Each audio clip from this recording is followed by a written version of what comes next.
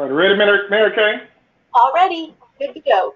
The floor is yours. All righty. Good afternoon, everybody. Or for those who I like to say is on the west side of Florida, good morning. I want to thank everybody for joining us this afternoon for this 1 hour webinar. We definitely are looking forward to doing this journey together.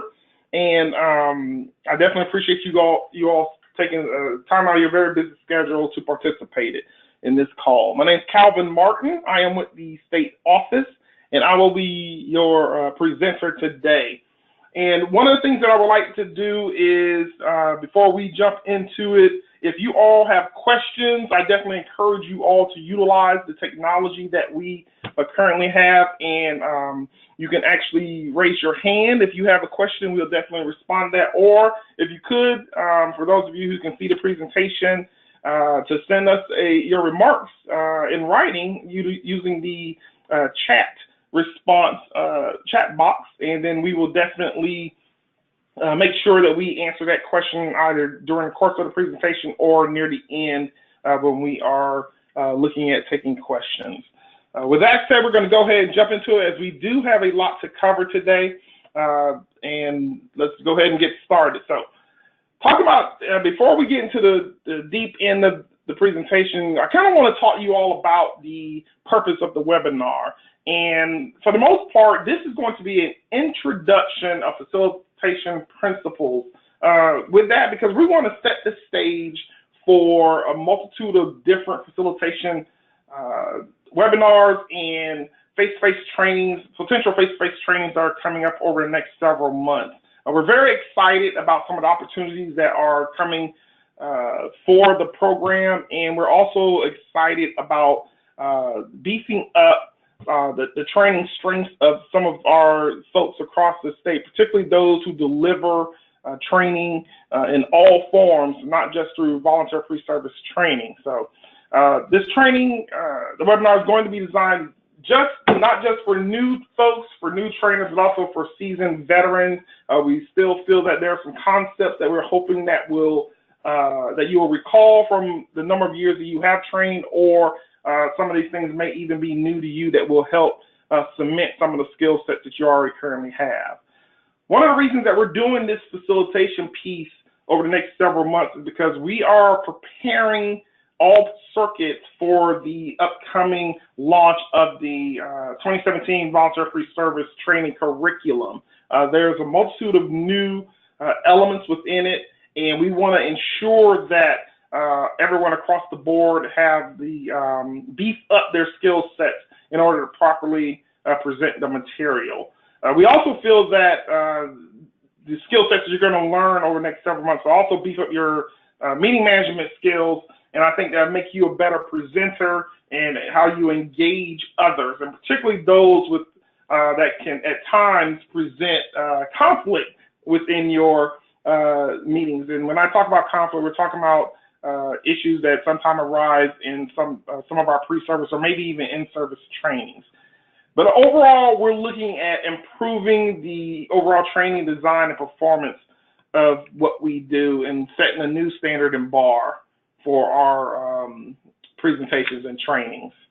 One of the things that facilitation does for folks is that it pretty much helps build leadership skills, and it helps kind of refine some of the things, those innate leadership qualities that we believe that a number of our frontline staff have when it comes from CAMs, when it comes from recruiters, and particularly when it comes from trainings. And some 500 Fortune companies, they require everyone to have facilitation skills. And so this is something that we are kind of looking at taking on to ensure that we have the best skill sets that we can in presenting the material, ensuring that that folks are able or are comfortable to deliver the training materials that we're going to actually end up giving out to everybody. So with that said, we kind of want you all to kind of look at yourselves as jockeys and pretty much which is the core of how racehorses, even though the horse wins the race, it's the jockeys that actually lead the horse to victory. So, and we kind of want you guys to kind of almost think of yourselves as leading in that sense to success. Before we get into what exactly is facilitation and how does that relate to you, whether you are, a lot of folks consider themselves to be more of a trainer than a facilitator, we kind of want to ensure or determine, deviate between what is the difference between the two. And so in kind of preparing you to be more of a facilitator versus a trainer, unless you are the subject matter expert in a given field, we kind of want to talk about what's the difference between training and facilitation. And we're going to go also into the roles of both of those two. So as you can see listed on the screen, training in itself is is how you deliver information, versus facilitating the information is you engage a discussion. You allow the room, the participants, the group to somehow come up with the response, utilize the knowledge base within that room to kind of facilitate discussion on the subject itself and bring out learning. And that's a lot of the things that we do, particularly when we during our pre-service training with the multitude of different talent levels within the room from the folks within the community. A trainer actually shares their knowledge, which is actually based off of the information that whether they've been trained through experience, whereas the facilitation piece allows the participants to share that knowledge. You also align predetermined learning objectives, whereas facilitation, there's already set outcomes that the facilitator attempts to obtain throughout the entire process. So it goes back to also what I talked earlier about subject matter experts and how they deliver the content, is responsible for delivering the content, whereas in the facilitation process, it's the group, it's the participants themselves that are also considered experts on the subject. And so one thing, and obviously you can think of training also in terms of teaching, but within the training pieces, the trainer has folks that are learning the material, whereas the participants or the facilitation piece has the participants to fall back on and to kind of help deliver the essence of what the objectives and meeting the objectives of the training or group meeting. And also regarding training, it's about individual learning, whereas in facilitation, it's about group outcomes. And we're going to get into a lot of bit more of this later on to kind of redefine or kind of bring out some of these elements. One thing, when you talk about the different role of a trainer versus the role of a facilitator, I think this is illustrates an excellent point on which is what. So when you look at the role of a trainer, their goal is actually to share information and share the right information, but they also bring their own point of view, whereas the facilitator has to be objective. And that's one of the things, and especially in trying to obtain dialogue and consensus and feedback from the group or participants, objective is one of the key things that we're going to also get more in. Also, the facilitator has to definitely be more unbiased and definitely not judgmental, and they have to be the ones that are considered not a stakeholder as part of that process, because they have to ensure that their own biases do not come out and kind of help off-sell the material or the information that the facilitator is trying to obtain. And so also a trainer is looking at directing and telling and teaching information, whereas the facilitator is listening, trying to coach and ask questions to kind of steer the group into to get consensus and to allow feedback and to ensure that learning takes place all around, and particularly when it comes to adult learning theory, which we'll talk about that at a later session. Also, the trainer is responsible for ensuring that learning happens and meeting certain learning objectives, whereas the role of the facilitator is strictly to build consensus and agreement, but at the same time, trying to ensure that certain action steps are obtained to ensure that we make that the appropriate objectives of the training is definitely obtained and met. What I would like to do here is talk a little bit about some of the skill sets that we're going to look at developing a little bit further with trainers across the state. And I'm going to, as I transition from trainers, you're going to notice that when I call you all trainers, one second, the goal is to transition ourselves away from the idea of being a trainer into the idea of being a facilitator. Because the majority, when we looked at the entire state, most of the work that you do, unless you are specifically training on every topic or the majority of the topics within training, you are facilitating the material, especially when you utilize external presenters. And so I think as we begin to build on the foundation of what facilitation is, I think that you all will come to see that a lot of these skill sets you instinctively do almost every day, but some of them, I think a lot of times that you may not necessarily know that you're actually doing them, or you may not know the necessary structure or how uniform those actions are that you take, and particularly when you do or when you conduct the training session. So with that said, when we talk about some of the skill sets that we're going to look over the next several months to develop, one of the things that we're going to ask facilitators is to actively engage participants. And so this is something that you kind of, when we talk about engaging all participants, it goes to participant personality. You're going to have individuals that speak a lot, and then you have the individuals that pretty much are laid back and mostly listen or don't speak that often. One of the things that we're going to ask facilitators to do is to pretty much actively engage all participants, because that's truly where the learning begins to evolve, when we have everybody participating and giving input to a particular subject or issue.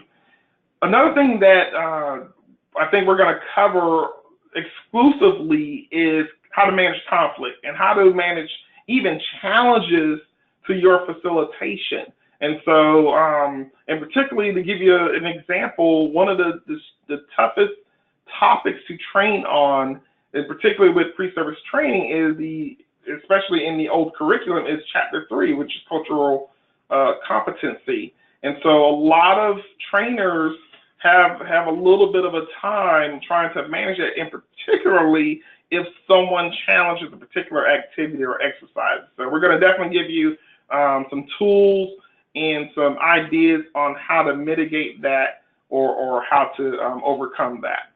The other thing is also creating a safe environment, which is very key, because you want to ensure that your participants feel safe in communicating their position and communicating how they feel about a particular issue. And so, and I think that it's really our responsibility as facilitators to ensure that participants feel safe in doing so.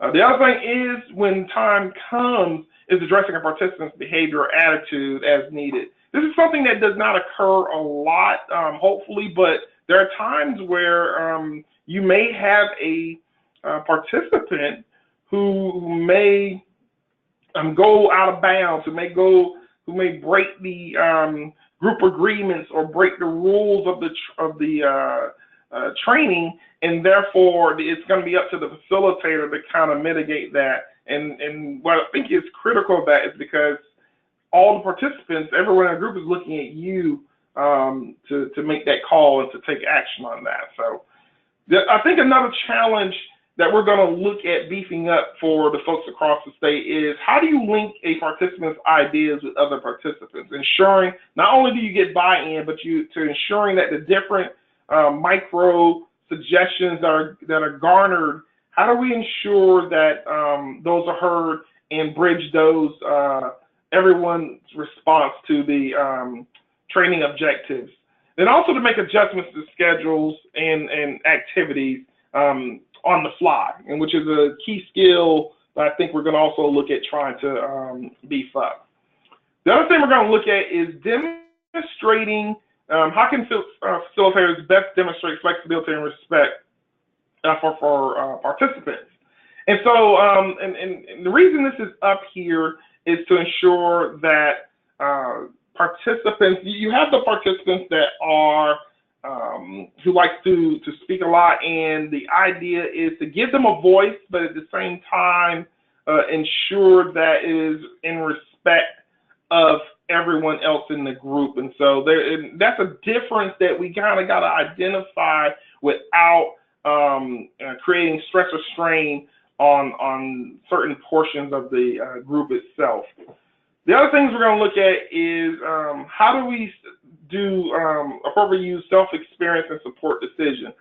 This really is, I think it's easier for some, and particularly trainers that are very experienced and have done a multitude of different trainings versus a staff that has, say, come through the door and has been expected to take on the training process early on in their tenure with the program. So we're going to really look at some ways and some exercises on how to ensure that you feel very confident in utilizing your own experience to beef up the training material. Also keeping the discussion focused on the curriculum itself in a respectful way, because as you know, a lot of our folks that are in training sometimes training can get off track, and the goal is to, how do you go best turn that around and ensure that we get the training back to where it's supposed to go. So it's also up to the facilitator to provide good guidance and constructive feedback during almost every activity to ensure that you bridge the learning. And that's also inclusive if there is an outside or external presenter that is presenting material. It's also up to us as a facilitator to ensure that when an external presenter comes in, that we bridge their presentation to our work and how it's applicable to the particular issue that we're trying to address. And also, at all times, identify your own transfer of learning opportunities. And what this is in essence is to ensure that facilitators, we are always in a state of learning. And so you're going to be surprised, and maybe some of you are not surprised, but there are a number of times we actually learn from participants and from the group itself. And so definitely be very open to that, because that's how we end up all growing. What I kind of want to do now is to take you all through a little bit of what is it that the actual process design looks like. In essence, for you, it could be as simple as an agenda and how that agenda is structured and formulated. And then what is it and where you align each activity or subject across that agenda. And then what's the overall purpose of it? How does it impact the overall objective and goal of that particular training? And so as I'm going to be talking about looking at process design, I'm going to utilize it as or illustrate it as a agenda, as a one-day workshop model to kind of give you an idea of what it should look like. And then we're going to go through each of the phases that is listed. In the process design model, there are essentially 4 sessions. And what we're going to do is I'm going to talk about each of these sessions, and then we've illustrated them, as I said, from an 8:30 agenda that starts at 8:30 and ends at 5. Now, this can typically be the same model or process design can be set up inside a half-a-day meeting. It can be set up inside a 1-hour meeting. Or it can be set up inside a 3-day meeting. It does not matter, because what it is, it's the actual pieces or the elements within the process itself that kind of begins to bring out what it is that you want to meet, or what objective in the training you want to meet, which is actually, for intents and purposes, staying with the pre-service training piece. It's all about volunteer learning and the volunteer being able to grasp the concepts of our program and how they advocate for children. Going back to the 4 sessions, session 1 is talking about getting full participation. Session 2 is exploring group limits. Session 3 is developing new skills. And then session 4 is anchoring new learning. I'm going to go into each one of these and just kind of give you an idea of specifically what these sessions are. How is it that they matter within a formed agenda, and how does that benefit you? I think as we go through this, you're going to obviously easily recognize some of the things that you probably either out of habit or outcome of the training design itself that you currently already do as part of your role or function within your particular training. So, but we're gonna the goal is for me to tie this together so you can kind of have an idea of exactly whether you know it or not, that this is a function of what we do pretty much every time we have a structured meeting. Session 1 is, when it comes to getting full participation, it's about how you, this is pretty much the most critical piece of the session, and this session sets the stage for the rest of your training. If you falter here, because this is where you're going to be challenged throughout the entire day, if some of these pieces are not done well, or if some of these things that you've tended to kind of not gain as much as you ground on as you would have liked. And it pretty much starts out right from the beginning as you're bringing everybody in. And so, for one thing, it starts out with you even introducing yourselves, ensuring that you're starting on time, depending on how you welcome folks, whether it's yourself that's welcoming the participants, whether it's someone in a leadership role like the circuit director that's coming in to give everybody a welcome.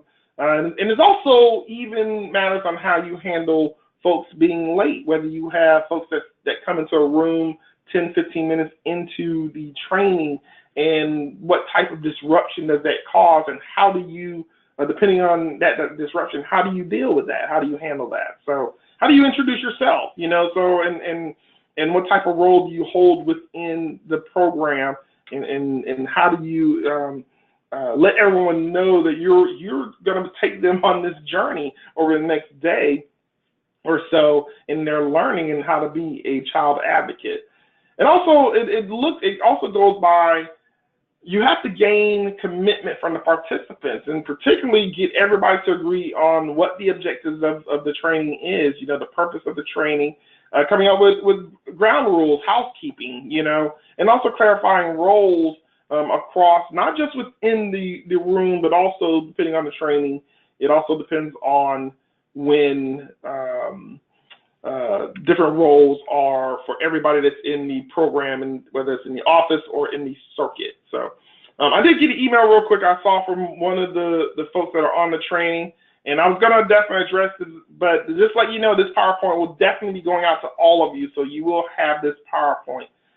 So I just wanted to answer, I saw that email coming by, I just wanted to answer that real quick for her. So session 2, when we're talking about exploring group limits, this is really the section where we got to begin to get an understanding of what it is that the participants know, so and therefore you kind of bridge on and make a determination on how deep do you have to go in ensuring that learning needs to occur. How do we go about utilizing the knowledge that this group brings in highlighting some of the things that we want to do in the training and also in the learning process. So you do this by obviously outlining, ensuring that some of the issues that are addressed, and highlighting those and pointing those out.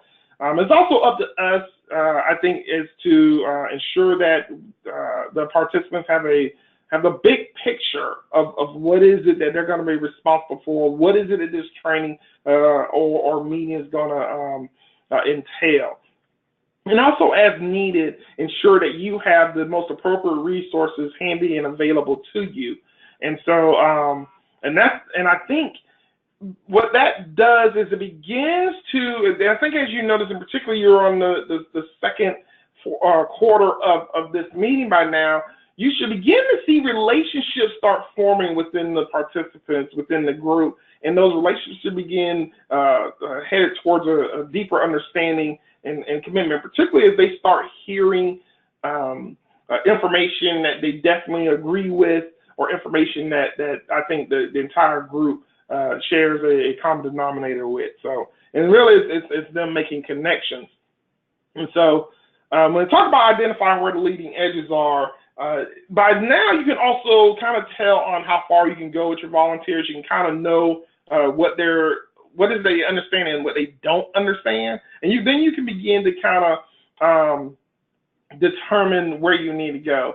And then probably as we get ready to go into lunchtime, begin to kind of look at where the group is at, so, and actually, if necessary, communicate that with them and let them know how this is where we're at in this process. We're a little bit far behind, or we're in great shape. We're going to move ahead, or if everyone agrees, and try to gain even more ground and understanding of the material.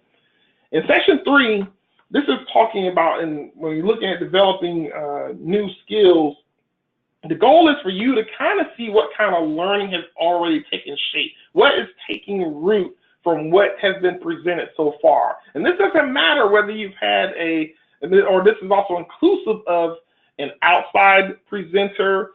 Have they gained an understanding of what the presenter says? And case in point, keep in mind, if you have a presenter that's someone that comes in, doctor presenting on medication management, and if there are some volunteers and that will probably take some of the information literally, and may assume that they can do more than what our standards set out for them to do. And so you got to be very mindful of that and understand what learning has taken shape, and are they on track with where you need them to be. And so that's definitely encourage you to kind of be aware of that. By this time, there should be a lot of energy going through this group. By the time we, around lunchtime, going into the afternoon session, remember, we're using a one-day model just for this illustration purpose. So the synergy and barrier breaking should be occurring by this time now. It should be, group participation should be at an all-time high, but at the same time, it's up to us to ensure that we maintain good focus and momentum to make sure that full participation still is occurring. One of the things that we also want to do is looking at developing opportunities and possibilities. This is where, based on where this your participants are at and what type of what they bring to the table, we can expand on this, because you notice how some of you have, when you have a volunteer class, and particularly whether it's a 3 or 4 people or 10 or more people that kind of graduate together, they always seem to come back together. They remember who those folks were.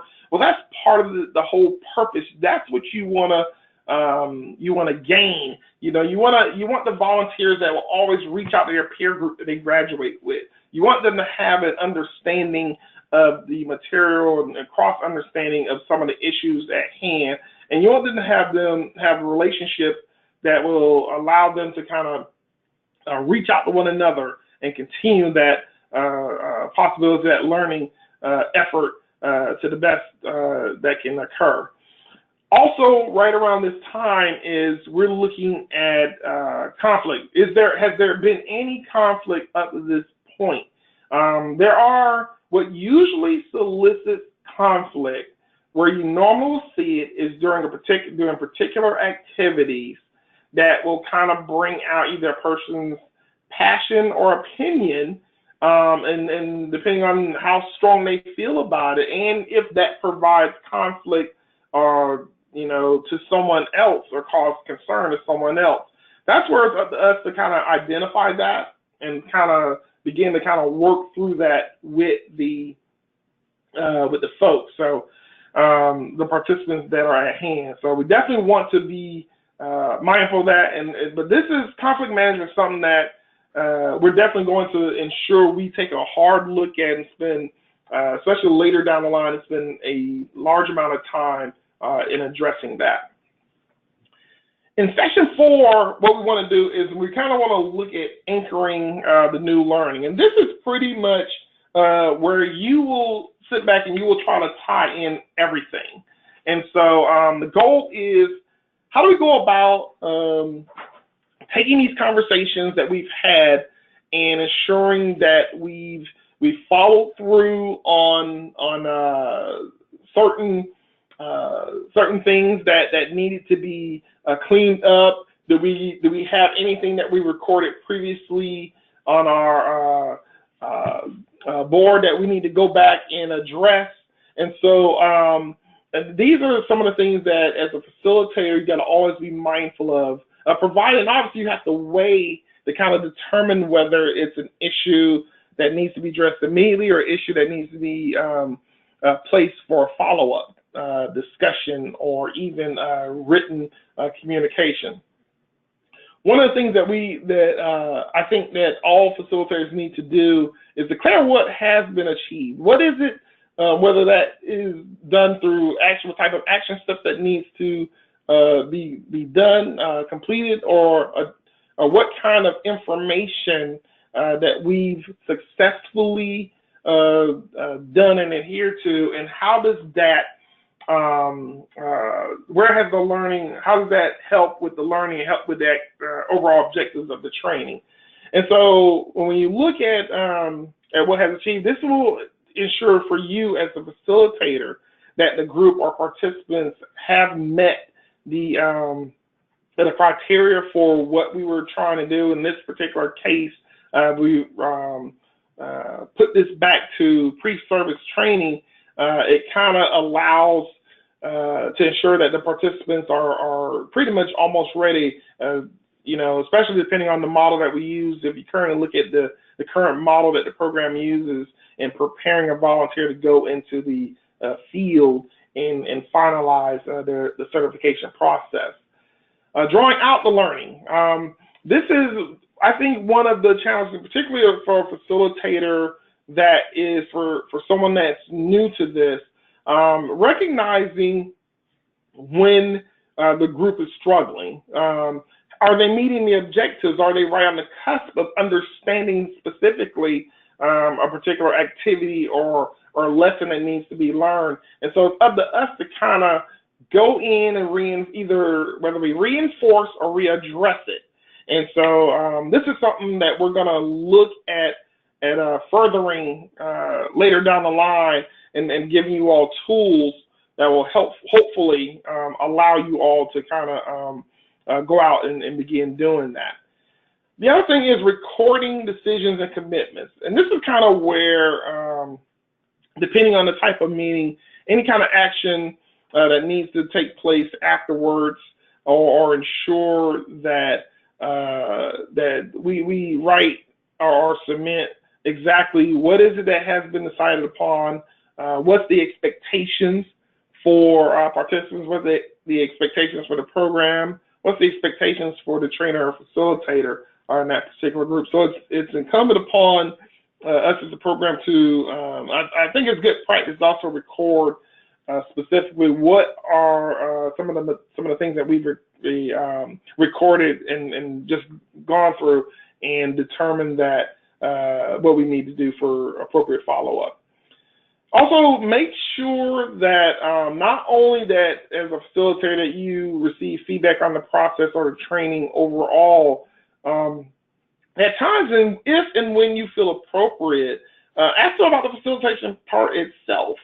So to give you a good example of it, in particular when we do a train-to-trainer, we consider in a trainer process, especially someone with the ability or certified to go in and train those who conduct trainings. It's always ideal to ask the question of how have I done? Did I meet your goals? Did I address your concerns? Did I answer any questions that you may have had?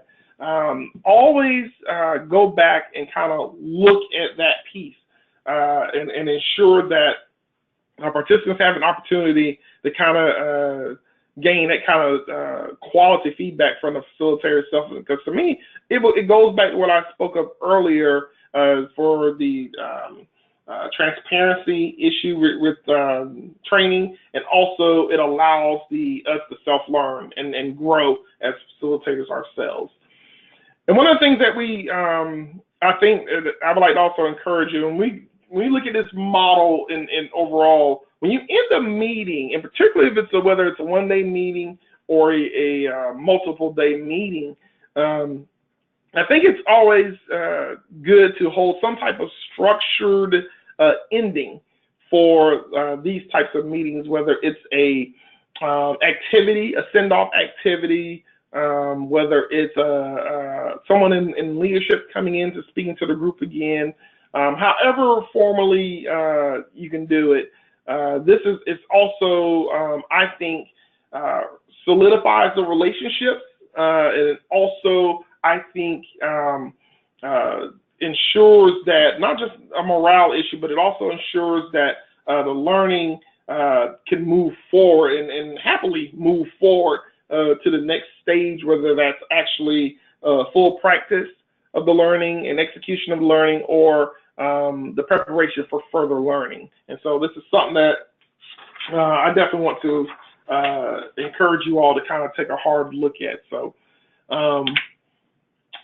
what I want to do before we go into some of the next stages and looking at how we're gonna what the roadmap actually looks like, let me go to my peers and ask Patty, Mary Kay, are there any questions that anybody has at the moment, or is there anything that I can answer for you right now? So, but keeping in mind that what we would like to do is we're pretty much setting the stage, giving you kind of the framework. We're gonna show you what's coming. We're gonna show you specifically what is it that we want to try to further develop some of the skill sets that you currently have, and how we're gonna go about doing that. So before I go into anything else, were there any questions or things that I can answer or address right now? No, not at the moment, Calvin. Nothing has come through. Yep. All right, perfect. One of the things that as a program that we're looking at doing, as I stated earlier, when looking at the facilitation process, there's pretty much a number of pieces that we kind of want to address. And so, although this is not the this order of listings that you currently see is not set in stone at the moment, but we are going to kind of focus on, except for part two. Part two is exactly what we're going to do at our next training opportunity. But the rest of it, which I'm going to go into it in a few minutes, could be depending on where we are and what is that we want to emphasize and focus on in the immediate future, and depending on what other trainings that we want to place ahead of that. So one of the things. Hey, Calvin, it's Mary Kay. It looks like a question may have popped up about on your email. It came through to us. I'm sorry, say that one more time, Mary Kay. It looks like you might have had a question pop up, possibly about the webinar on your email, but it's on our end. It's just on your email. Yeah. Okay. I didn't notice that. I'm not gonna be able to go back in it without going directly into it. I noticed it was from Circuit 3, so I definitely will follow up with that circuit. So, but I couldn't see a specific question regarding the presentation. So I'll definitely do a follow up if the circuit asks me a question, or they could. And I'm not sure if they have video access to where they can see the PowerPoint. But if they do have access to it and they can send comments, if someone's at a computer, we can definitely address that fairly quickly. So the next part, and really setting up, what I'm going to set the stage for in the next training, we're going to really go into how adults learn. And so, because I think that, especially as trainers, we need to have an idea of specifically the best way that the majority of our audiences take in and take on information. And so we're going to kind of talk a little bit about that, and we're going to, at the next training, we're going to kind of look at some of the different adult learning theories, how that, what is that we can do to kind of address it, how do we style our presentation and gear our presentations for it, and particularly once we begin to recognize how most people learn. And what we also have to keep in mind is the generation that our volunteer makeup in every circuit, whether some circuits have an average volunteer age range of, say, 48 years old, whereas another circuit made the average age range of the volunteer could be 69. And so their learning styles may be totally different. And obviously we have we're gaining more and more volunteers that are younger, that utilize a multitude of different platforms that are available. That's something else that we're also going to address later as we begin to kind of frame the entire training process together. And so part 2 of the training, we're going to look at the facilitation framework process itself. We're going to look at, and particularly focusing on adult learning theory. And so we're going to look at, hopefully come up with a different activity or two. I am going to be giving out homework assignments specifically regarding adult learning. And it's going to be fun. It's going to be quick. I think it also will set the stage for when we all come back together again in December. So later down the line, some of the things that we're also going to be looking at is how do you mediate different group sizes, facilitate different sizes. And so we're talking about whether you do a training with a group of 3 or 4 people versus 20 to 30 people in the room. And so size does matter in some cases, and then we're going to look at appropriately facilitating that group. And so ensuring that learning and development occurs. The other thing is, and this is a big part, how to deal with conflict in the training. And this is something that we're going to give a full webinar attention to and kind of address it, to come up with multiple examples of what does conflict look like, how is it defined, and then and we're talking about from a little bit of pushback to a very aggressive group participants, and how can one deal with that.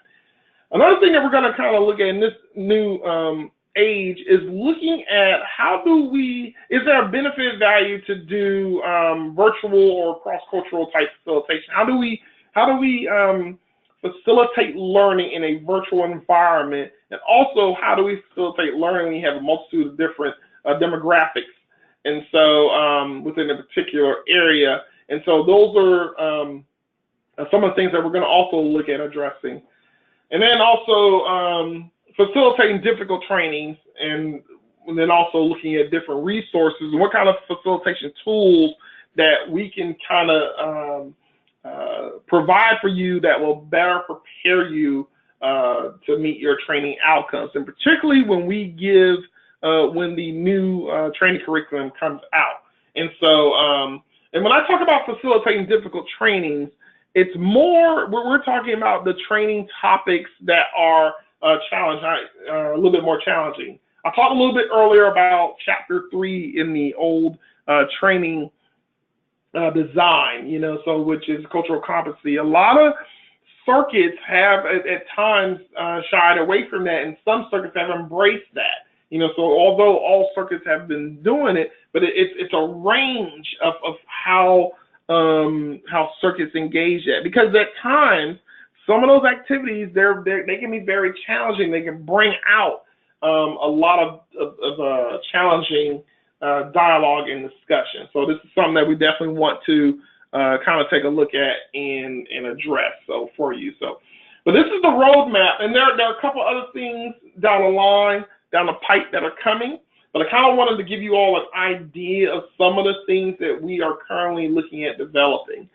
I also want to let you know that for everything that we create regarding this training, these training pieces, the goal is to give you guys everything we design, from every PowerPoint that's created to all material that's created. As soon as the presentation is done, we're going to place it right in your hands within 24, 48 hours, so you guys can have that material and go back, regurgitate it, and kind of, or be able to be in a better position to ask questions, get in touch with me and ask questions, so we can kind of look at even some deeper understanding and deeper learning as necessary. And so, one of the things that I would like to do is we want to, in order to better prepare us for the next webinar, there are two things that I want to prepare everybody for. One is I want to consider this a fun one. This goes back to the process design that I just presented. And so one of the things, and particularly in preparing a group, the first 10, 15 minutes is how I talked about it, is very critical, and particularly that entire piece is very critical. But nothing really gets things off to a great start better than a great icebreaker. And so, and I think that with that, I think what we want to do is, I'm going to ask the circuits, I'm going to ask you all to, for our next call, is I want you to get creative. I want you all to submit or be prepared to discuss a creative icebreaker activity that you either have done or research and try to find a very creative icebreaker activity. And the goal is to do an activity that's for 10 or more participants. And so in the icebreaker activity, you can work within a team within your circuit. It doesn't have to just come from a trainer. If there's a team of folks that does training in your circuit, by all means, get together with your team. Or if you like, you can even reach out to a peer circuit or a neighboring circuit and partner with them, and the two of you can come up with a activity together. And so if you do partner with a circuit, you only have to submit one activity.